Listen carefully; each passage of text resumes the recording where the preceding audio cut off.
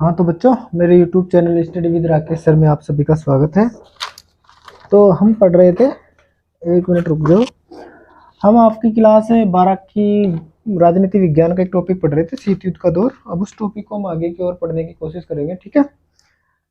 शीत युद्ध का दौर, ठीक है। आपके टॉपिक का नाम था शीत युद्ध का दौर, और हमने 8-9 क्लासों में इसको काफी कुछ कवर भी कर लिया है, और अब हम समाप्ति की ओर हैं, ठीक है।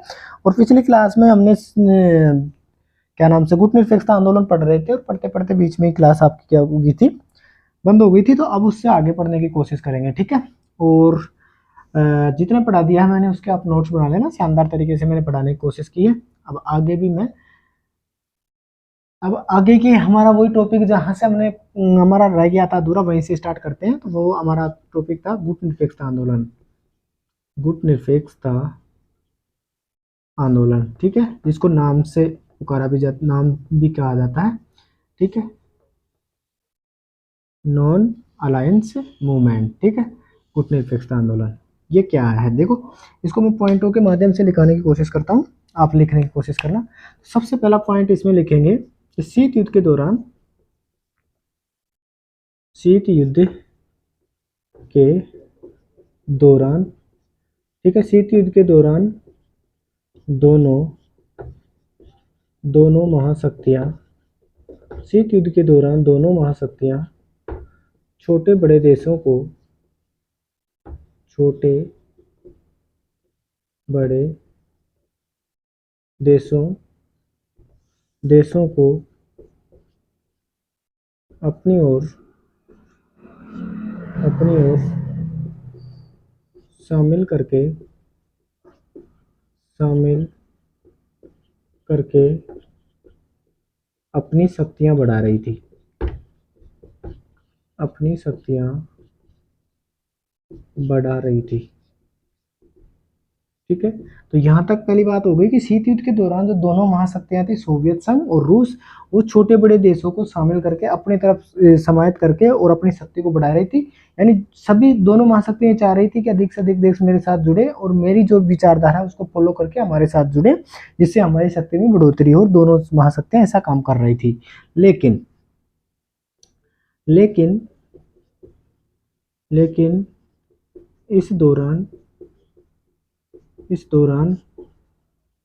कुछ देशों ने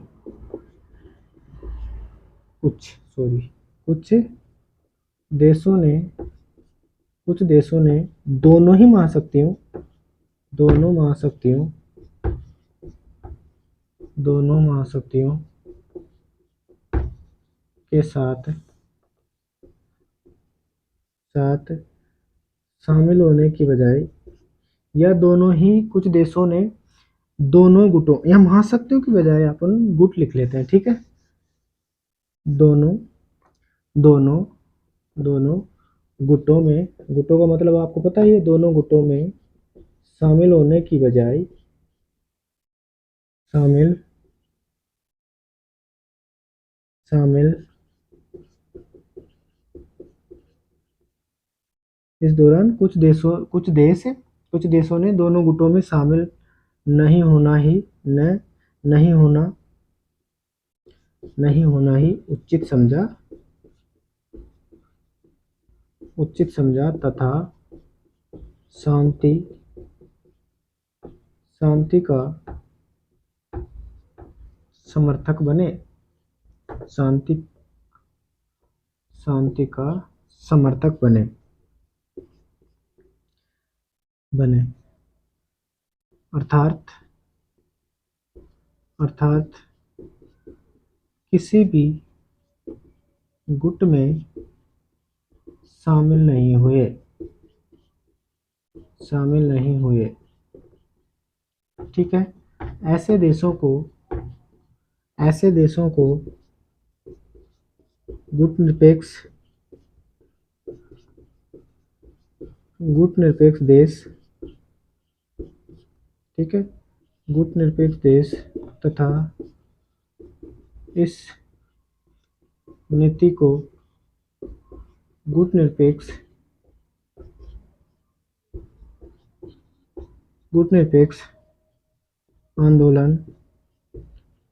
आंदोलन के नाम से जाना जाता है, ठीक है, या गुटनिरपेक्ष आंदोलन कहा जाता है, जाना जाता है, या फिर ऐसे भी लिख सकते हैं कहा जाता है। गुटनिरपेक्ष आंदोलन के नाम से जाना जाता है या गुटनिरपेक्ष आंदोलन कहा जाता है। ठीक है, अब मैं समझाने की कोशिश करता हूँ। शीत युद्ध के दौरान दोनों महाशक्तियां छोटे बड़े देशों को अपनी ओर शामिल करके अपनी शक्तियों को बढ़ा रही थी, लेकिन यहाँ पे मैंने थोड़ा सा देखो गलत लिख दिया, लेकिन, ठीक है, लेकिन इस दौरान कुछ देशों ने दोनों गुटों में शामिल नहीं होना ही उचित समझा तथा शांति का समर्थक बने, यानी किसी भी गुट में शामिल होना नहीं चाहते थे, ना वो अमेरिका के साथ जाना चाहते थे, ना उसके सोवियत संघ के साथ, किसी भी गुट में शामिल नहीं हुए। इन दोनों गुटों, दोनों मतलब क्या करा, ऐसे दोनों गुट निरपेक्ष देश तथा इस नीति को ऐसे, एक मिनट रुको, ऐसे देशों को, यहाँ पे मैंने क्या लिख दिया सॉरी, ऐसे देशों को यहाँ से लिखो शामिल नहीं हुए, ऐसे देशों को गुटनिरपेक्ष देश तथा इस नीति को गुटनिरपेक्ष आंदोलन के नाम से जाना या फिर जाना जाता है। ठीक है, जाना जाता है या फिर कहा जाता है। इस आंदोलन को गुटनिरपेक्ष आंदोलन कह दो, चाहे गुटनिरपेक्ष आंदोलन के नाम से जाना जाता है। ठीक है, तो गुटनिरपेक्ष आंदोलन का मतलब क्या हुआ, सीधा सा मतलब समझोगे आप शाब्दिक अर्थ, तो किसी भी गुट में शामिल होना नहीं चाहते थे। और ऐसे देशों में कौन कौन से देश थे, तो ये सारी चीजें लिख ली होंगी आपने, अब मैं इनको मिटा देता हूँ। ठीक है, ये चीज लिखने के बाद देखो गुटनिरपेक्ष आंदोलन से संबंधित और क्या चीजें हैं। गुटनिरपेक्ष आंदोलन समझ में आ गया होगा कि ये सारी चीजें, अगर गुटनिरपेक्ष आंदोलन के बारे में पूछे तो मैंने ये जितना लिखा है उतना लिख दोगे तो बहुत अच्छी बात है। ठीक है, इसके बाद आता है गुटनिरपेक्ष जो आंदोलन था ये कहां से स्टार्ट हुआ। ठीक है, गुटनिरपेक्ष आंदोलन का प्रारंभ या की शुरुआत की बात करोगे आप तो गुटनिरपेक्ष आंदोलन कब शुरू हुआ, 1955 में। कब शुरू हुआ, 1955 में। तो गुटनिरपेक्ष आंदोलन की शुरुआत कब हुई थी, 1955 में। ठीक है, और सर्वप्रथम, या फिर इसको इस तरीके से और लिख देते हैं। ठीक है, गुटनिरपेक्ष आंदोलन के लिए 1955 में बांडुरंग, स्थान का नाम है बांडुरंग। ठीक है, और ये बांडुरंग कहाँ पे है, इंडोनेशिया में। इंडोनेशिया में बांडुरंग में तीन देशों के नेताओं, गुटनिरपेक्ष आंदोलन के लिए बांडुरंग में 3 देश के नेताओं ने वार्ता की। ठीक है, तो गुटनिरपेक्ष आंदोलन की शुरुआत हुई 1955 में। गुटनिरपेक्ष आंदोलन के लिए 1955 में बांडुरंग इंडोनेशिया में 3 देशों के नेताओं ने वार्ता की। ठीक है, वहीं से गुटनिरपेक्ष आंदोलन की शुरुआत मानी जाती है। अब वो 3 देश के नेता कौन कौन से थे, तो उन 3 देशों के नाम है, सबसे पहले तो भारत का लिख लेते हैं। ठीक है, 3 देश थे, भारत, और एक आपका कौन सा हो गया, एक तो भारत हो गया और एक आपका मिस्र हो गया। ठीक है, और एक आपका कौन सा हो गया, एक मिनट, इंडोनेशिया हो गया आपका, मिस्र हो गया, और कौन सा देश था यार, एक मिनट, मैं थोड़ा सा भूल रहा हूँ, एक मिनट है, मिस्र, और एक देश थे आपके यूगोस्लाविया। 3 देशों के प्रमुख नेता थे जो यहाँ पे शामिल होकर इन तीनों देशों के नेताओं ने इस आंदोलन की क्या रखी, नींव। 3 देश के प्रमुख नेता, तो भारत के नेताओं के बाद, भारत के नेता की बात करोगे तो कौन थे, पंडित जवाहरलाल नेहरू। ठीक है, पंडित जवाहरलाल नेहरू। मिस्र के जो वो थे उनका बात करोगे तो गमाल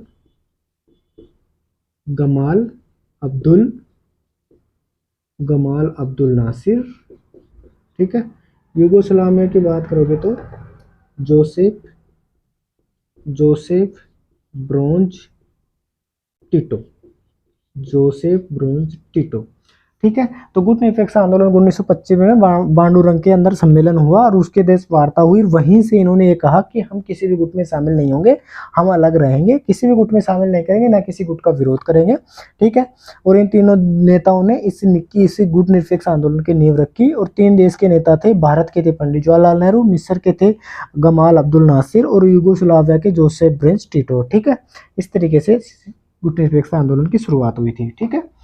अब इसके संस्थापक सदस्य इन 3 नेताओं के अलावा 2 नेता हो रहे हैं जिनको संस्थापक देश कहा जाता है। 5 देशों को मिलाकर गुट निरपेक्ष आंदोलन के संस्थापक कहा जाता है। ठीक है। तो यहाँ पर आप एक एडिंग और डाल लेना, अगर पूछा जा सकता है आपसे गुट निरपेक्ष आंदोलन के संस्थापक। हालांकि संस्थापक अब 5 को कहा जाता है, हालांकि होने 3 ही चाहिए लेकिन 5 को कहा गया है, तो हम भी 5 ही लिख लेते हैं। तो 5 कौन कौन से हो जाएंगे, अभी जो आपको दर्शाए 3 तो हो जाएंगे, भारत, और एक हो जाएगा आपका मिस्र, एक हो जाएगा यूगोस्लाविया। ठीक है। इसके अलावा एक इंडोनेशिया। ठीक है। इसके अलावा एक हो जाएगा घाना। ठीक है। तो भारत की बात करोगे तो आपके पंडित जवाहरलाल नेहरू,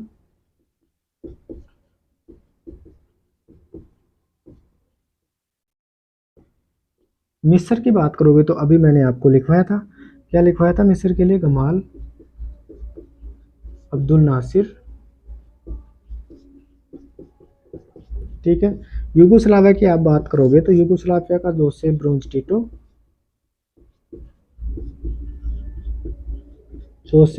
टिटो, अगर आप बात करते हो इंडोनेशिया की तो इंडोनेशिया के थे सुकर्णो। ठीक है। घाना की बात करोगे तो घाना के कौन थे, एनक्रुमा।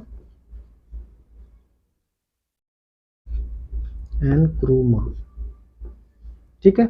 इस तरीके से इन 5 देश के नेताओं को इनके क्या कहा जाता है, संस्थापक कहा जाता है। तो आपको 2 देश के नेता हैं, इन देशों के नाम भी याद होने चाहिए और इनके संस्थापक भी याद होने चाहिए। तो भारत का कौन सा नेता थे, पंडित जवाहरलाल नेहरू, मिस्र के गमाल अब्दुल नासिर, यूगोस्लाविया के कौन थे, जोसेफ ब्रोंज टिटो, इंडोनेशिया के सुकर्णो और घाना के एनक्रुमा।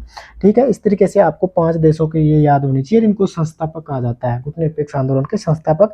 तो आपसे प्रश्न पूछा जा सकता है कि गुट निरपेक्षता आंदोलन के संस्थापकों के नाम लिखिए, तो आपको देशों के नाम के साथ इनके नेताओं के नाम भी याद होने चाहिए। ठीक है। अब हम आगे बढ़ते हैं। ठीक है। गुट निरपेक्षता से संबंधित चीजें ही पढ़ रहे हैं, तो ये संस्थापक देश हो गई। अब गुट निरपेक्षता आंदोलन के प्रमुख जो सम्मेलन हुए हैं वो लिखेंगे। तो गुट निरपेक्षता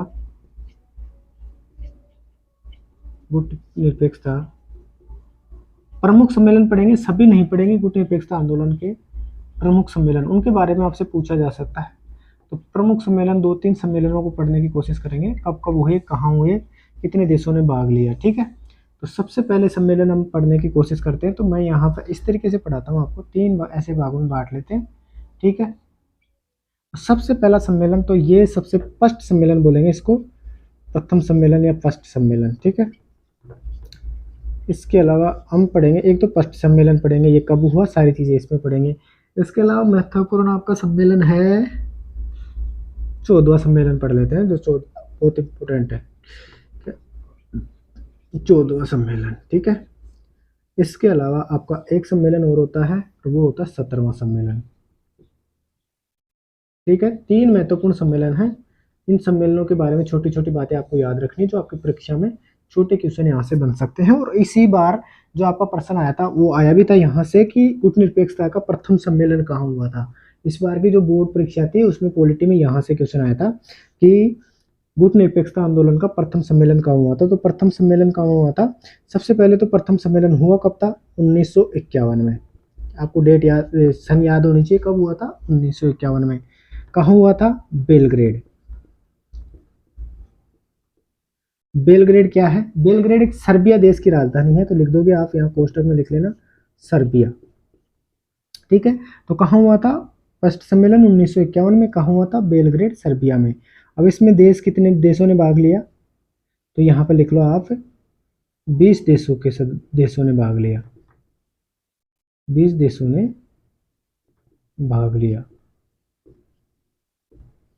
ठीक है, तो यहाँ पर 20 देशों के सदस्यों ने भाग लिया, देशों ने भाग लिया या सदस्यों ने भाग लिया। ठीक है, इस तरीके से आपको फर्स्ट सम्मेलन के बारे में याद रखना है कि गुटनिरपेक्षता का फर्स्ट सम्मेलन 1951 में बेलग्रेड सर्बिया में, जिसमें 20 देशों ने भाग लिया था। ठीक है, इसी तरीके से आप 14वें सम्मेलन की बात करोगे तो ये 2006 में हुआ। और कहाँ हुआ इसकी बात करोगे तो आपका क्यूबा नामक देश, मैंने पढ़ाया था आपको क्यूबा का मिसाइल संकट, तो क्यूबा में हुआ था। और हवाना शहर, क्यूबा का शहर है, शहर का नाम है हवाना शहर, और कौन से देश में है, क्यूबा में। ठीक है, हवाना शहर में। तो ये दूसरा जो 14वां नंबर का सम्मेलन कर रहा हूं मैं, तो 2006 में हुआ। कौन से शहर में, हवाना शहर में। और कहाँ पे पड़ता है, क्यूबा में। इसकी बात करोगे तो 166 सदस्य देशों ने भाग लिया। सदस्य देशों के साथ, या फिर ऐसे लिखो, 166 सदस्य देश तथा 15 पर्यवेक्षक देशों ने भाग लिया। 15 पर्यवेक्षक देशों ने भाग लिया।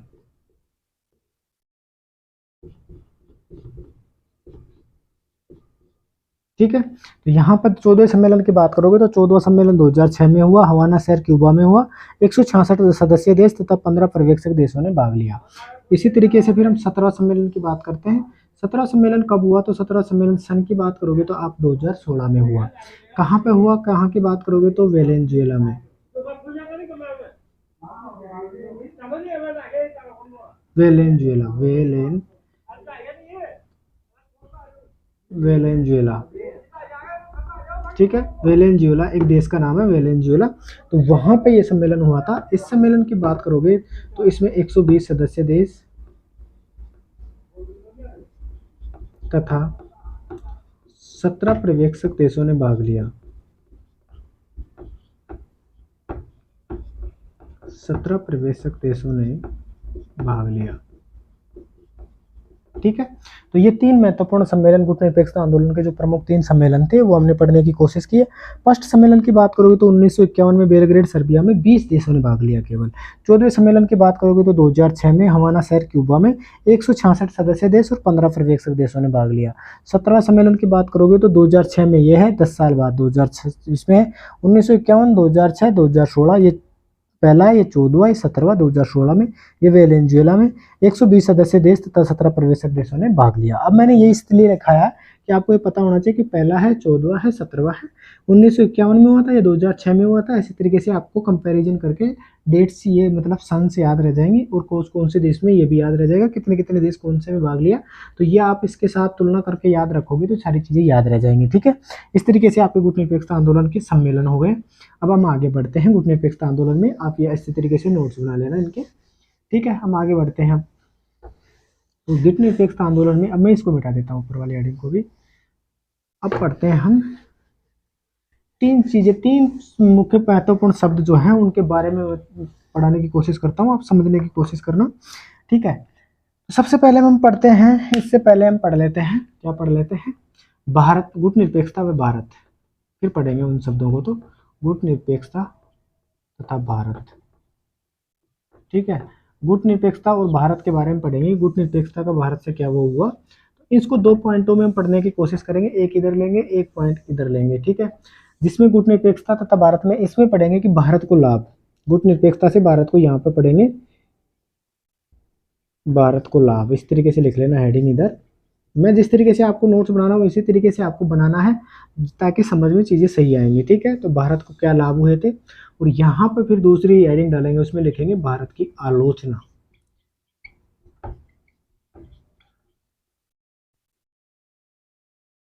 ठीक है, तो इन 2 पॉइंटों के अंदर हम पढ़ने की कोशिश करते हैं पूरी चीज़ों को। अब मैं पढ़ाने की कोशिश करता हूँ। देखो, भारत को, गुटनिरपेक्षता से भारत को क्या क्या लाभ हुए वो पढ़ेंगे हम भारत को लाभ में। और गुटनिरपेक्षता की, भारत, अन्य देशों ने भारत की क्यों आलोचना की गुटनिरपेक्षता के परिप्रेक्ष्य में, वो सारी बातें इसमें पढ़ेंगे। सबसे पहले हम भारत को लाभ पढ़ते हैं, और इसका पहला पॉइंट लिखते हैं, स्वतंत्र विदेश नीति को अपनाया। ऐसे फिर इसको ऐसे लिखो, भारत ने स्वतंत्र, भारत ने स्वतंत्र विदेश नीति को भारत ने स्वतंत्र विदेश नीति, एक मिनट, भारत ने स्वतंत्र विदेश नीति अपनाई। ठीक है, तो भारत को पहला लाभ यह हुआ कि भारत किसी भी गुट में शामिल नहीं हुआ और भारत ने स्वतंत्र विदेश नीति अपनाई, यानी हम किसी भी गुट के साथ नहीं है। तो पहला पॉइंट आपका यह हो गया, भारत को स्वतंत्रता, मतलब कहने का मतलब किसी भी गुट में, सॉरी, स्वतंत्र विदेश नीति अपनाई। तो दूसरे लिखेंगे, भारत ने किसी भी गुट में शामिल नहीं होने का फैसला लिया, शामिल नहीं होने की जगह होने लिखा गया, नहीं होने का फैसला लिया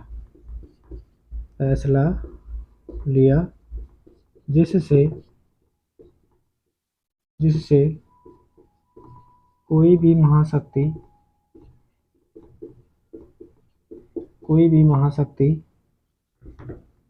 नाराज नहीं हुई। ठीक है, दोनों में से भारत ने किसी भी गुट में शामिल नहीं होने का फैसला लिया, तो किसी भी गुट में शामिल नहीं होने के फैसले से ना तो अमेरिका गुट नाराज हुआ, ना सोवियत संघ गुट नाराज हुआ, तो भारत को ये लाभ मिल गया कि कोई किसी से भी दुश्मनी नहीं लेनी पड़ी। ठीक है, तीसरा आप कहोगे, तो भारत ने विश्व में अपनी अलग पहचान बनाई, या भारत की, ऐसे लिखो, भारत की विश्व में अपनी अलग पहचान बनी।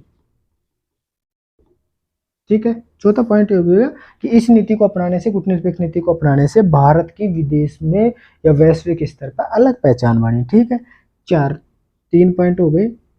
चौथा, आप गुटनिरपेक्षता का लाभ का पढ़ोगे तो क्या पढ़ोगे, भारत ने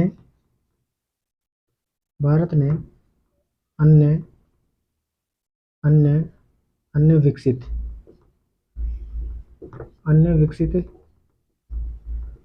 देशों की सहायता की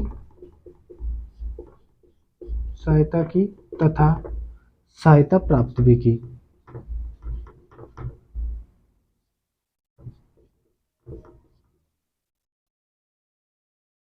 ठीक है, और एक 5वां और पढ़ लेते हैं। ठीक है, भारत ने, ये इस तरीके से 4 पॉइंट हो गए, और 5वां पॉइंट अभी मैं लिखवाता हूँ। ठीक है, तो मैं इनको पहले पढ़ने की कोशिश करते हैं। तो भारत ने स्वतंत्र विदेश नीति अपनाई। ठीक है, भारत ने किसी भी गुट में शामिल नहीं होने का फैसला लिया, जिससे कोई भी महाशक्ति नाराज नहीं हुई। भारत की विश्व में अपनी अलग पहचान बनी। भारत ने अन्य विकसित देशों की सहायता की तथा सहायता भी प्राप्त करी। ठीक है, इस तरीके से आपके महत्वपूर्ण 4 पॉइंट ये हो गए। तो 5वां पॉइंट आप लिख लो। 5वां पॉइंट आपका हो जाएगा, एक महाशक्ति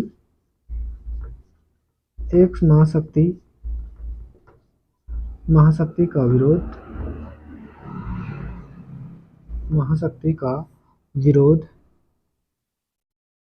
दूसरी महाशक्ति के समर्थन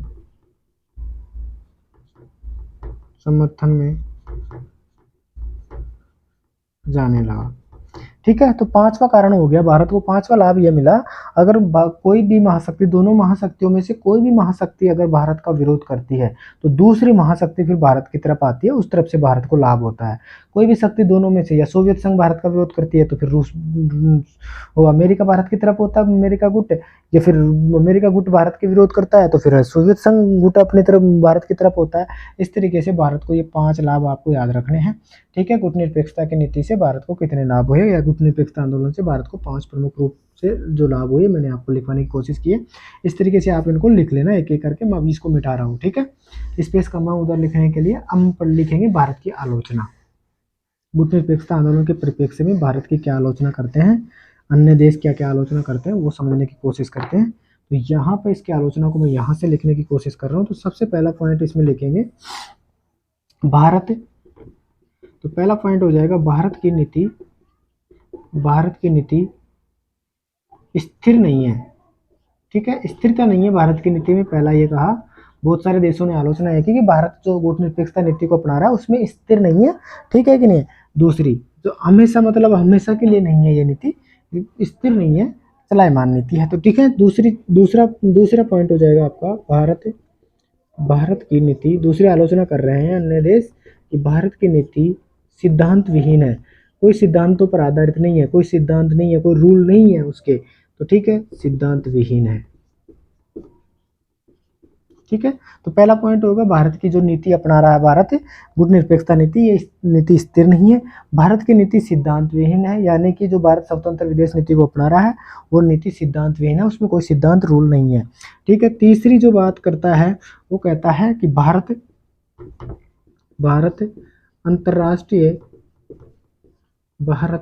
अंतर्राष्ट्रीय फैसले लेने से बचता है, फैसले लेने से बच रहा है, या फिर बचता है लिख सकते हो, या बच रहा है। ठीक है, तो तीसरा भारत की आलोचना ये की गई कि भारत है ना विदेशी विदेश नीति को या स्वतंत्र विदेश नीति या गुटनिरपेक्षता नीति को अपनाकर भारत अंतर्राष्ट्रीय रूप से जो फैसले लेने चाहिए भारत को उनसे बच रहा है इस नीति को अपनाकर। ठीक है, चौथा पॉइंट ये उठा कि 1971 के भारत पाक युद्ध में सोवियत संघ ने भारत की सहायता की थी,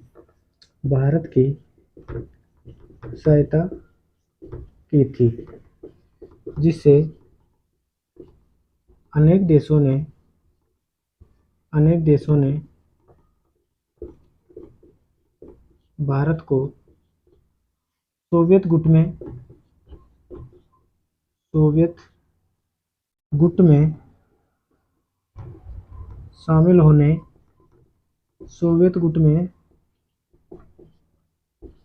शामिल होने की आशंका जताई। ठीक है, तो चौथा पॉइंट यह है कि 1971 के महीने में जो भारत पाकिस्तान का युद्ध हुआ उसमें सोवियत संघ ने भारत की सहायता की थी 1971 के युद्ध में। तो अनेक देशों ने यह कहा कि जैसे भारत की सहायता की है तो सोवियत संघ में शामिल हो गया भारत है, और इस तरीके से भारत पे आलोचना की कि भारत तो सोवियत संघ में शामिल हो गया, और इधर कह रहा है कि वो स्वतंत्र विदेश नीति या फिर गुटनिरपेक्षता को अपना रहा है, लेकिन वो तो सोवियत संघ में शामिल हो गया 1971 में। क्योंकि 1971 के जो भारत पाकिस्तान का युद्ध हुआ था जिसमें बांग्लादेश नया देश बन के उभरा था, स्वतंत्र हुआ था बांग्लादेश पाकिस्तान पूरी पश्चिमी पाकिस्तान से, उसमें सोवियत संघ ने भारत की मदद की थी। तो अन्य देशों ने ये मुद्दा उठाया कि भारत तो देश जो है वो तो सोवियत गुट में शामिल हो गया, जबकि ऐसा नहीं था। तो ये एक आलोचना थी। ठीक है, पांचवी जो आपकी आलोचना है वो आलोचना हो जाएगी दोनों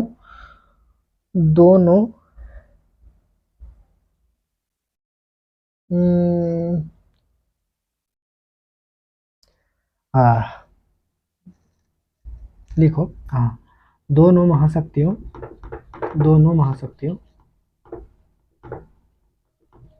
महाशक्तियों से, या फिर इसमें थोड़ा सा करेक्शन कर लो, भारत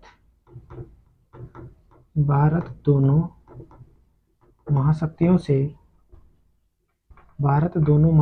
से लाभ प्राप्त करने की कोशिश कर रहा है,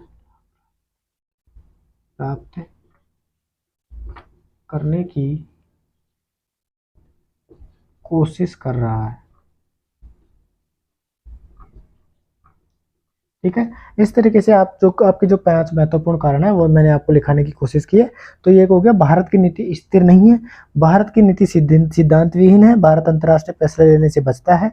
1971 के भारत पाक युद्ध में सोवियत संघ ने भारत की सहायता की थी, जिससे अन्य देशों ने भारत को सोवियत गुट में शामिल होने की आशंका जताई।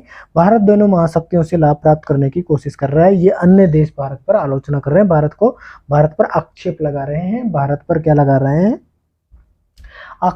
रहे हैं, अपराध, मतलब कि भारत गलत कर रहा है, ये सारी चीजें करके भारत की आलोचना कर रहे हैं। इस तरीके से 5 पॉइंट आपको आलोचना के रूप में याद रखने चाहिए, और 5 पॉइंट ही भारत को क्या लाभ होते हैं गुटनिरपेक्षता नीति से, वो भी याद होनी चाहिए। ठीक है, अब मैं मिटाता हूँ और आगे बढ़ते हैं हम। ठीक है, अब मैं एक बार टाइम देख लेता हूँ कि कितना टाइम हो गया, वरना अगली क्लास में फिर आपकी ये जो शीत युद्ध का दौर है ये समाप्त हो जाएगा। ठीक है, कुछ